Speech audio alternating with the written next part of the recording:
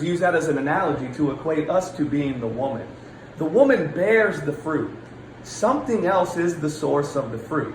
And so as the woman, what are we connected to? What are we joined to? Right? That's what's going to produce the fruit in us. Right? So the gospel is the declaration of we were married to death, right, and death was producing its fruit in us. But now, God joined himself to us in our death so that he could die our death, and in dying our death, divorce us from death. Now we're free from death. We're no longer married to death. We're not kept by the law of our old husband, which is that, man, when you're married, you can't be separated from that married unless there's a death. Well, now, our old husband has died. And so now we're free to be married to another. And so now our branch is grafted into the vine that is the new man, Christ Jesus. Right. Our husband. Yes.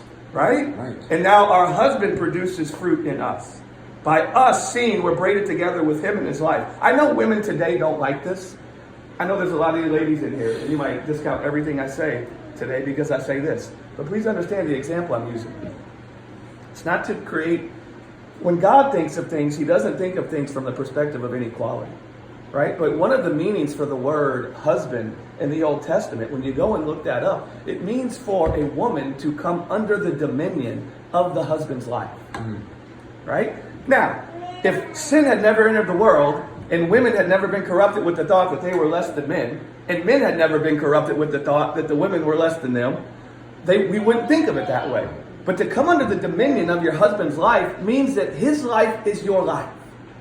His life reigns over you, right? It means that you live and move and have your being within the very fabric of his life.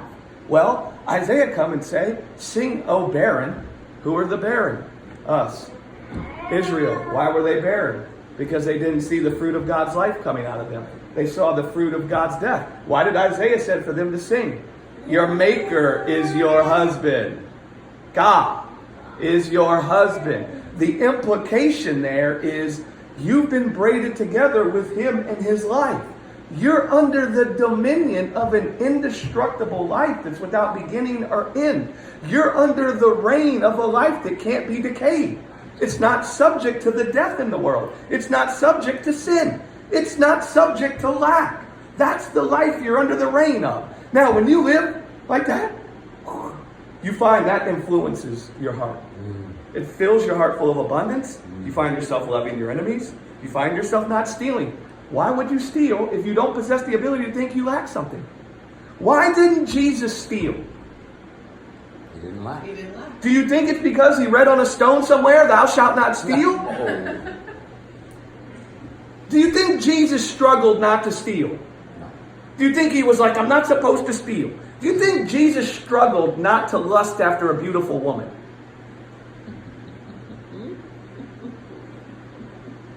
Do you think, oh no, man, don't look away. Yeah, right.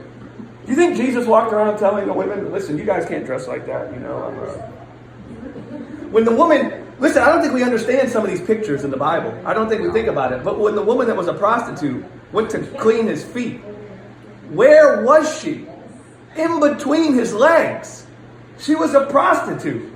Now, what do you think that looked like to the people there? Do you think Jesus was busy trying to keep lust from coming forth? Why not? Why not? Do you think God has to live by a commandment? Do you think God's got stones up in heaven and the reason he doesn't steal, kill, and destroy is because it's written on stones? Yes. They're in the mansion. Okay. Are we the image of God? Yes. Okay. Then, if life comes forth in God apart from those, isn't that how it's supposed to come forth in us? Yes. Shouldn't the way life is born in God be the same way it's born in us? So let us at least start asking God. Even if you don't understand anything I say God, I don't understand how life comes forth in you. But I want to. Because I see I'm in your image. And I see that if life happens in you a certain way, that means it's also supposed to happen in me that way. And if I don't even know what that looks like, how can it happen? Right? Does everybody see that logic and how you track with that? Mm-hmm. You can't say that the power unto not stealing is thou shalt not steal, unless you also say that's the way God doesn't steal. Right? You know why God doesn't steal? Because in him is a life that can't lack. We see that life in Jesus when he's nailed to a tree. Right? Don't we? Even though he's nailed to a tree, the world telling him he lacks everything. What does he do? Does he curse the people nailing him to a tree? No, he prays for them. How do you pray for somebody that's cursing you to a tree? You're filled with abundance. Not by willpower. Not by willpower. You say, I have so much. These people are in need. How do you raise your